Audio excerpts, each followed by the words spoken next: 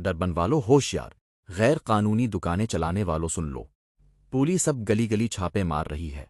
سوموار کو Durban C B D میں ہائی امپیکٹ جوائنٹ آپریشن ہوا۔ ڈاکٹر پکسلی کا سیمے اور اینٹن لمبیدے اسٹریٹ پر پولیس، امیگریشن اور میونسپلٹی نے مل کر ریڈ کی۔ نتیجہ 30 غیر دستاویزی غیر ملکی موقع پر گرفتار۔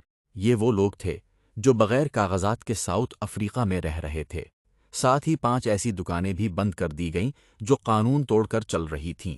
یہ آپریشن ناٹ جوائنٹ کی اس وارننگ کے ٹھیک بعد ہوا ہے جس میں کہا گیا تھا تشدد ایکٹیویزم نہیں جرم ہے۔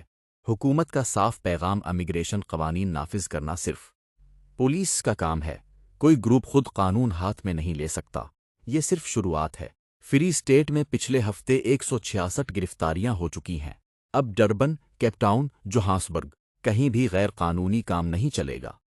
اگر آپ ساؤتھ افریقہ میں ہیں تو کاغذات پورے رکھیں۔ یہ ویڈیو ہر غیر ملکی دوست کو بھیج دو۔ قانون سب کے لیے برابر ہے۔